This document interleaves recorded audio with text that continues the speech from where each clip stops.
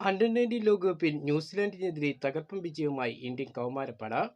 7 വിക്കറ്റിനാണ് ഇന്ത്യ ന്യൂസിലാൻഡിനെ തകർത്തുവിട്ടത്. ടൂർണമെന്റിൽ ഇന്ത്യ ഇത് തുടർച്ചയായ 3ാം വിജയമാണ് നേടുന്നത്. ക്യാപ്റ്റൻ ആയുഷ് മാത്രയും വൈഭവ് സൂര്യവംശിയും ബാറ്റിംഗിൽ തകർത്തടിച്ചു.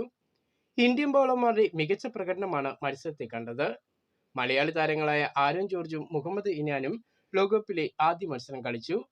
മഴയെ തുടർന്ന് 37 ഓവറാക്കി വെട്ടിക്കുറച്ച മത്സരത്തിൽ ആദ്യം ബാറ്റ് ചെയ്ത കിവികൾ നിശ്ചിത ഓവർ പൂർത്തീകരിക്കാൻ പോലും കഴിയാതെ 135 റൺസിന് ഓൾ ഔട്ട് ആവുകയായിരുന്നു. തുടക്കത്തിൽ തന്നെ കിവീസ് ബാറ്റ് നിരയെ തകർച്ചയിലേക്ക് തള്ളിയിട്ട് ഇന്ത്യൻ ബൗളർമാർ പന്തെറിഞ്ഞത്. 4 വിക്കറ്റുമായി അംബരീഷും 3 വിക്കറ്റുമായി ഹെനിൽ പട്ടേലും നേടിയപ്പോൾ മലയാളി താരമായ മുഹമ്മദ് ഇനാൻ ഉൾപ്പെടെ മറ്റു ബൗളർമാർ ഓരോ വിക്കറ്റ് വീതം വീഴ്ത്തി.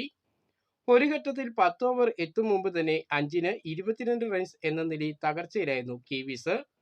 വാലറ്റത്തെ ചെറിയ ചെറുത്തുനിൽപ്പാണ് കിവീസിനെ 100 റൺസെങ്കിലും സ്കോർ ബോർഡിൽ എത്തിക്കാൻ കഴിഞ്ഞത്. മറുപടി ബാറ്റിംഗ് 3 വിക്കറ്റ് നഷ്ടത്തിൽ വളരെ അനായാസമാണ് ഇന്ത്യ വിജയത്തിൽ എത്തിയത്. 13ാം ഓവറിന്റെ 3ാം പന്തിൽ മഴ നിയമപ്രകാരം ഇന്ത്യ വിജയം നേടി. 53 റൺസുമായി ആയുഷ് മാത്രയും 40 റൺസുമായി വൈഭവ് സൂര്യവംശിയുമാണ് ബാറ്റിംഗിൽ തിളങ്ങിയത്. 23 പന്തിൽ 3 സിക്സും 2 ഫോറും വൈഭവ് നേടിയപ്പോൾ 27 പന്തിൽ 6 സിക്സും 2 ഫോറും അടിച്ചു ആയുഷ് മാത്ര.